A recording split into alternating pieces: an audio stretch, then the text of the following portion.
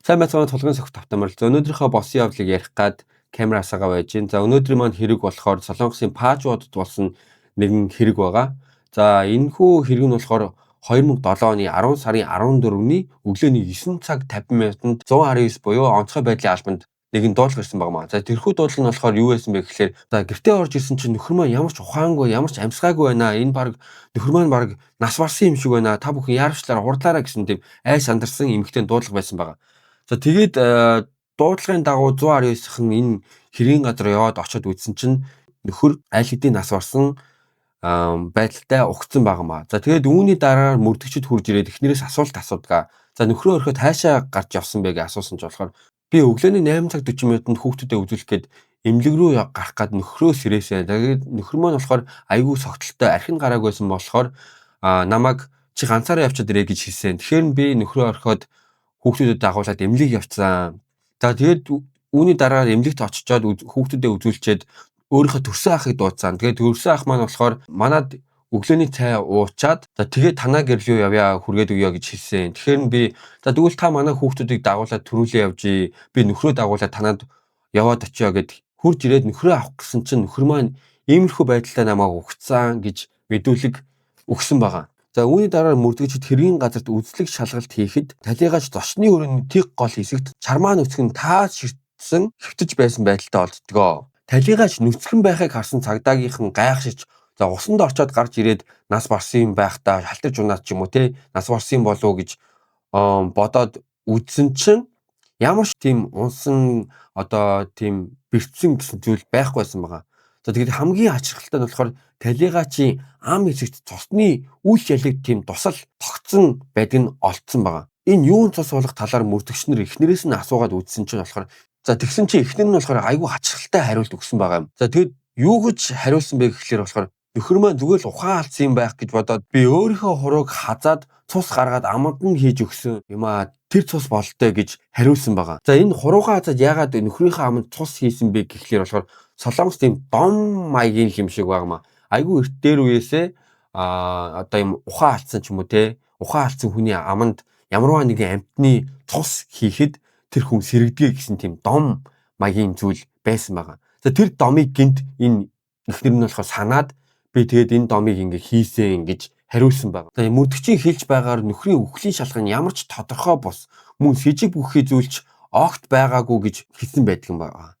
За тэгээд талигаач 38 настай цоо ирүүл саруул хүн байсан ба мөрдөгчд ийм ирүүл саруул хүн яахлаарэ гинэт нас барваа гэсэн бодолд автаж эхэлдэг. За ийхүү тухайн өдрийн орой эрүүгийн гэмт хэргийн тасгийнхан яаралтай хуралдаж ирсэн ба үхлийн шалгааныг олж тогтооцгоё. Тиймээс талигаачийг задлан шинжилгээнд оруулъя гэсэн дүгнэлтэнд бөөнөр хүрсэн байдаг. За энэ талигаач нөхрийг болохоор задлан шинжилгээнд оруулах маш том нэгэн шалтгаан байсан байна. За тэр нь болохоор эхнэрийнхэн мэдүүлгээс олж задлан шинжилгээнд оруулахаар тагдаагийн байгууллагын ийм шийдвэрт хүрсэн байгаа юм л да. За энэ эхнэрийнхэн мэдүүлэг юу байсан бэ гэхлээр хэд хоногийн өмнө манай гэрт хулгай орсон. За тэгэхэд хулгай орохдоо манай гэрийн түлхүүр алга болсон гэсэн мэдүүлэг өгсөн байгаа. За мөрдөгчд болохоор эхнэрээс за ямарваа нэгэн сэжилж байгаа хүн байна уу гэж асуусан чинь болохоор эхнэр нь нөхрийн маань хуучин эхнэр байж магадгүй гэсэн байгаа. За энэ одоогийн эхнэр нь болохоор талигаачтай 5 жилийн өмнө буюу 2002 онд гэрэлсэн гэх ба гэрэлснээсээ 4 жилийн дараа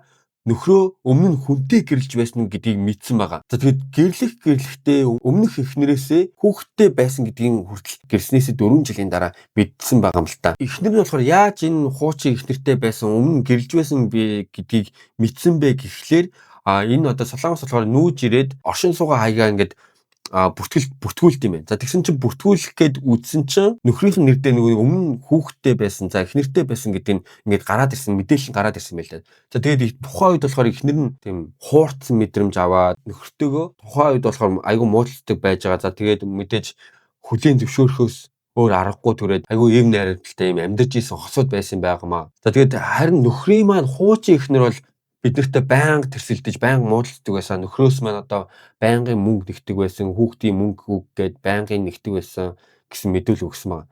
Тэгээ мэдээж угаасаа нөгөө Солонгосын гэр бүлийн хууль надад болохоор айгүй тийм чанга юм шиг байна. Тэгээд тийм ч учраас солонгосчууд айгүй орой гэрэлдэг. Яагаад гэвэл айгүй юм үзэж туулаад те ухаалаг юмд ухаалаг хандаж сурсныхаа дараа эхнэр хүүхдтэй болцоодгийн юм шиг надад санагдсан. За ийхүү задлан шинжилгээний хариу гарахад энэ хэрэг нь болохоор зүгээр нэг осол зүгээр нэг зуурдаар нас орсон биш. Энэ болохоор хүн амны хэрэг мөн байна гэж задлан шинжилгээний газраас дүгнэлт гарсан байдаг. За тэгээд талигачийн цуснаас маш ашигтай нэг зүйл олцсон байна. За тэр зүйл нь болохоор зүгээр нэг нойрсуулах юм биш. Эмнэлэгт ашиглагддаг мэдээ алдуулагч эмийн бодис илэрсэн байгаа. За мөн талигач нөхрийн баруун гарын дотор хэсэгт тариа хатгсан жижигхэн мөр байх нь тогтоогдсон байдаг. За тэгээд баруун гарын одоо яг энэ нөгөө цуцсан л тарьсан юм шиг байгаа. За тэгээд энэ болохоор мэдээж хүн амны хэрэг болох нь ингээд нотлогдгоо. За тэгэхээр талигач эхнэрийн мэдүүлгээр нөхрийнх нь өмнөх эхнэр нь гэрийн түлхүүрийг хулгайлаад гэрлүү орж ирээд нөхөрт нь унтаж байх хойгоор тариад алсан байж магадгүй гэсэн утга бүхий зүйл удаа дараалал ингээд мэдүүлэхдээ тусгаад өгөөдсөн байгаа. За тэгээд сэжиг бүхий хүн үүнээр тогтохгүй дахин нэг хүн байдаг ба тэр хүн талигаачтай өмнөх өдөр нь арх хамт уусан хүн байсан байгаамаа. Энэ хүн бол талигаачийн одоогийн эхнэрийн төрсөн ах нь байсан юм байлээ. За тэгээд өмнө нь хэлж байсан ч л өглөөний цай хамт идэхээр босон нөгөө эхнэрийн ах байгаа шүү дээ, тэ. Энэ төрсөн ах нь юм байна л да. За тэгээд яагаад энэ хүнийг хамгийн ихэр сэжиглэх болсон бэ гэхлээр талигаачийн цогцонд задлан шинжилгээ хийнэ гэд тэгсэн чинь цагдаагийн байгууллагт хурж ирснээ битэж задлан шинжилгээ хийлдэ гуйжнаа. Зүгээр ингээд өнгөрчгөө. Энэ бол зүгээр л нэг зуурдын осол байж тээ. Зуурдын одоо үхэл байж тээ. Яах гээд байгаа юм бэ гэд тэнгүүтээ бүр мөнгө хүртэл өгөхийг оролцсон байгаа. За ийхүү эхнэрийнх нь төрсөн ахыг сэжигтнэр татаад мэдүүлэг авч эхэлдэг. За яагаад ингээд задлан шинжилгээг ингээд эсэргүүцээд байна гэдгсэн чинь болохоор би зүгээр төрсөн дүүгийнхаа нөхрийн ингээд цогцыг ингээд задлан шинжилгээнд оруулмааргүй байсан. Тэгээд аль болох хурдан оршуулах үйл ажиллагааг хиймээр байсан гэсэн мэдүүлэг өгсөн байна. За тэгээд ийхүү олон удаагийн олон цагийн мэдүүлэг авахд болохоор энэ төрсөн ахаас нь ямар ч тийм сэжиг бүхий зүйл огт олдоогүй байсан байт юм байлээ. За мөрдөгчд хамгийн түрүүнд зөвхөн эмнэлэгт ашигладаг тэрхүү мэдээ алдуулагчийг хэн хаанаас яаж авсан байх уу гэд шалгаад үзтэл талигаачийн одоогийн эхнэр заяа. Одоогийн эхнэр эмэгтэйчүүдийн эмнэлэгт сувлагч байсан гэдг нь тогтоогддгоо. Тэгэд одоо та нар боддоо сувлагч байсан хүн заяа. Нөгөө нэг тухайн үед нөхрөө ухаан алдчихж ихэд өөрийнхөө хурууг хазаад цус гаргаад цус тусааж амд нь тусааж өгсөн гэсэн дээ. Тэгээд сувлагч байсан хүн үлгэр домгийн ч юм уу те тийм нэг шинжлэх ухааны бус тийм зүйл тийм үйл хийн гэж байх уу? Аюу хачирхалтай гоц. За одоо хэдүүлээ хэрэг илрүүлтэндээ орцгоё. За одооноос хэдүүлээ талигаачийн одоогийн эхнэрийг Чэ гэж дуудъя. Мөрдөгчд Чэгийн утасны дуудлагыг шалгаад үзтэл нээжил 8 сарын өмнөөс өдөр болгон шахуу ярьдаг утасны дугаар гарч ирдэг ба энэ дугаарын эзэн нь Сөүлд амьдардаг 35 насны орчмын залуу байсан байгаа. Мөрдөгчд энэ залуугийн гэрийн хаягийг олоод очтол энэ залуутай яг харс тулгараад уулздаг. Мөрдөгчд болохоор энэ залуутай яг уулзсангуудаа Чэтэй яг ямар холбоотой юм бэ? Ямар харилцаатай юм бэ гэд асуусан чинь за манай гэрээс ингээ холдож байгаа ярилцъя гэд хэлсэн байгаа. Тэгсэн чинь энэ залуу Чэгийн нууц амраг байсан байдгаа. Чэтэй найт клабд танилцж учиртай болсон бөгөөд энэ залууч гэсэн эхнэр хүүхэдтэй залуу байсан байгаа. За энэ залууг болохоор цагдаагийн хэлцэд авчирч мэдүүлэг авахд Чэ сүүлд надаас салъя гэж надад хэлсэн. Тийм болохоор би ойрд ямар ч огт харилцаагүй, уцаарч яриаггүй, уулзаагүй гэж мэдүүлэг өгсөн байдаг. Тэгсэн чинь мөрдөгчд үүнийг шалгаад үзтэл Чэ болон энэ залуу хоёр талигаачийн нас барснаас хойш хүртэл уцаар ярьсан тогтоогддгоо. За тэгэд хамгийн муухай зав энэ талигаачийг нас бараад 7 хоноогүй байхад энэ нууц амраг нь Чэгийн гэрт очсон байх нь Чэгийн гэрийн камерын бичлэгт бичигдсэн байгаа. Тэгээд тэр камерын бичлэгийг үзүүлээд асуусан чинь энэ залуу үннээ хэлж ирсэн байгаа. Хэд хоногийн өмнө Чэгээс дуудлага ирээд цагдаа нар хурж ирээд юм асах юм бол уулздаг байсан унтаж хөвдсөн талаар ерөөсөө юу ч ярьж болохгүй шүү гэж хэлсэн. За тэгэд наад бичлэг дээр гарч байгаа өдөр чинь болохоор би Чэтэй бэлгийн харьцаанд орох гэж гэрт нь оцсон гэсэн мэдүүлэг тус өгсөн байгаамаа. За тэгээд боддоо нөхрөө нас бараад 7 хоноогүй байхад тийм ажил хийх гээд энэ залууг дуудаад энэ залуу тэгээд бас осчил байдаг те. Ямар ч ямар ч ёс суртахуунгүй яасан ч муухай хоёр хүн дээ ёо. За ингээд мөрдлөгийн явцад талийгаачийн нэр дээр амь насны даатгал байх нь тогтоогддог ба талийгаачийг нас барахаас яг 7 хоногийн өмнө 2-2 амь насны даатгал хийлгэж гэрээ байгуулсан байх нь тогтоогдсон байгаамаа. За тэгээд даатгалыг шалгаад үзсэн чинь болохоор хэрвээ чэгийн нөхөр нас барсан тохиолдолд даатгалаас чэд 450 сая орчим вон нөхөн олгор хэлбэрээр олгодох байсан нь тогтоогддог. За энэ чэгийн нууц амргийн мэдүүлгээр болохоор чэгийн нөхөр автомашины тийм эд ангийг зохион бүтээдэг тийм мундаг хүн байсан байгаа. За тэгээд нэг төсөл дээр ажиллаж байгаа. За тэр төсөл нь хэрвээ бүтчих юм бол хэдэн зуун сая вон олно, хэмжээний мөнгө олно гэсэн яриа би бол сонсч ийсэн. За тэгээд тэр төсөлд нь хүртэл би 10 сая воны хөрөнгө оруулалт хүртэл хийж ийсэн. За тэгээд энэ нөхөр нь болохоор сүүлийн 7-8 сар ямар ч ажилгүй гэртээ байдаг байсан гэсэн мэдүүлгүүдийг тус өгсөн байгаа. За энэхүү мэдүүлгүүдээс үзэхэд болохоор энэ чэгийн гэр бол санхүүгийн маш хүнд нөхцөлд орчихсон айгүй тийм хэцүү амьдардаг байсан байх магадaltaй байсан байгаамаа. За тэгээд чэг цагдаагийн газарт дуудаж мэдүүлэг авч эхэлдэгэ.